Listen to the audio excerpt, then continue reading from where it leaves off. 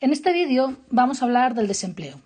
El desempleo de una región, un país o una zona es el número de personas de esa zona que quieren trabajar pero que no encuentran trabajo. Es decir, están buscando trabajo de forma activa y lo que pasa es que no lo encuentran. Bien, ¿qué efectos negativos tiene el desempleo? Bueno, pues muchas familias necesitan el trabajo para subsistir. Si no tienen trabajo, van a depender de ayudas sociales y de prestaciones sociales, lo que puede afectar a la autoestima y a la estabilidad social y afectiva, además de incrementar la desigualdad y la pobreza.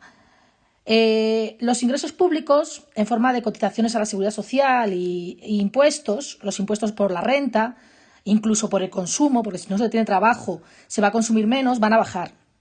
Y el gasto público, en forma de prestaciones y ayudas sociales, va a aumentar, porque va a haber mucha gente que necesita vivir de ayudas sociales, con lo cual eso va a generar que se va a necesitar más gasto público y se van a tener menos ingresos, lo que puede generar un déficit.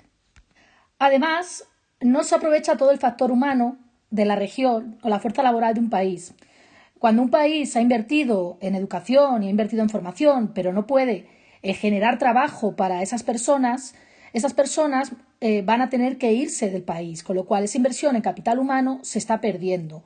Y además, muchas veces tenemos obreros sobrecualificados, pero no hay industrias que se adaptan a ellos, con lo cual realmente no se está aprovechando todo el potencial o toda la fuerza laboral que tiene un país. Si hablamos de los tipos de desempleo, podemos distinguir entre 4 tipos.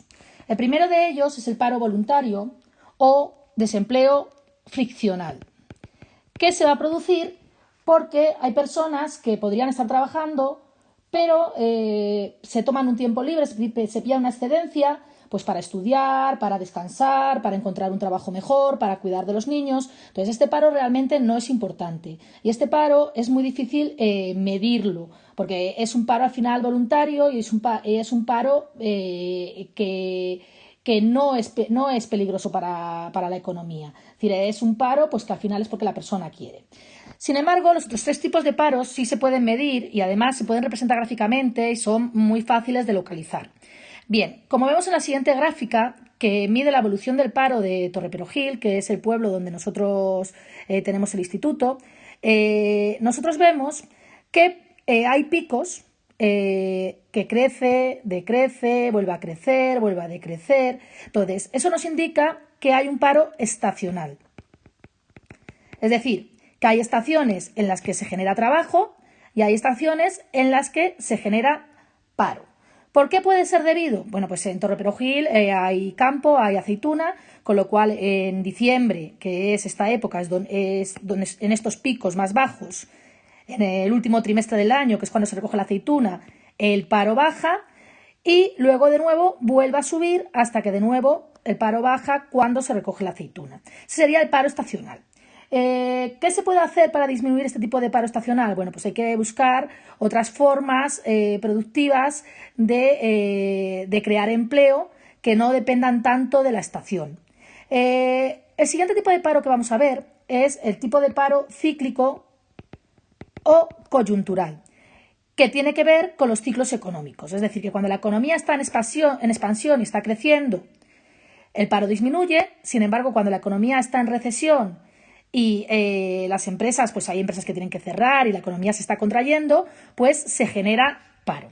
¿Cómo se ve esto? Bueno, pues esto se ve con la tendencia. Es decir, aquí vemos que el paro crece y eso sería debido a la crisis, porque si vemos, pues empieza a crecer a partir del 2008 y deja de crecer a partir del 2014, va con el movimiento de la crisis, y aquí tendríamos la época de expansión. Empezamos a creer y se empieza a generar empleo. Aquí se está destruyendo empleo, con lo cual aumenta el desempleo, y aquí se está generando empleo. Y por último, tenemos el paro más preocupante de todos, que es el paro estructural, que tiene que ver con la estructura económica de la zona, de la región o del país. El paro estructural es muy difícil de eliminar porque son desajustes en el mercado de trabajo. Es decir, por ejemplo, puede haber desajustes entre las cualificaciones de los trabajadores y lo que las empresas demandan. ¿Dónde se vería este paro? Bueno, pues este paro es el que es difícil de eliminar y se vería hacia dónde tiende el paro mínimo. Es decir, si nosotros nos fijamos en Torre Perojil, el desempleo en los periodos analizados parte de aproximadamente un 15%.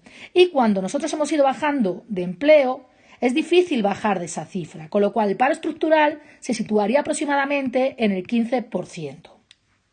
¿Qué puede causar el desempleo? Bueno, pues no hay unanimidad sobre las causas del desempleo, pero antes hemos comentado que el paro estructural se puede deber a los desajustes en el mercado de trabajo, es decir, entre la oferta de los trabajadores, las cualificaciones que tienen los trabajadores y las demandas de la empresa. En el siguiente gráfico podemos ver el número de titulados superiores que hay en España y los puestos cualificados con esas titulaciones que hay en España, es decir, la demanda por parte de las empresas de trabajadores cualificados. Como vemos, la distancia entre las curvas nos muestra que hay una sobrecualificación entre las personas que tienen títulos superiores y los puestos de trabajo que hay. ¿Qué quiere decir?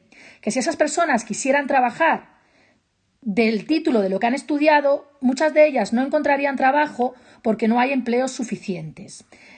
Otra de las causas que se alega es la que hemos comentado, pues que estamos en una situación cíclica de crecimiento, de recesión, donde la demanda es insuficiente. Por lo tanto, quiere decir que el consumo y que la inversión van a disminuir y, por lo tanto, va a haber empresas que no van a necesitar producir tanto y van a despedir a trabajadores, generándose paro.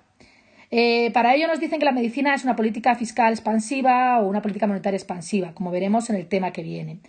Y por último, hay economistas que piensan que un salario mínimo por encima del equilibrio del mercado genera desempleo. Bien, veamos, si nosotros tenemos un mercado y tenemos la demanda de trabajo y la oferta de trabajo, aquí está la oferta de trabajo por parte de los trabajadores.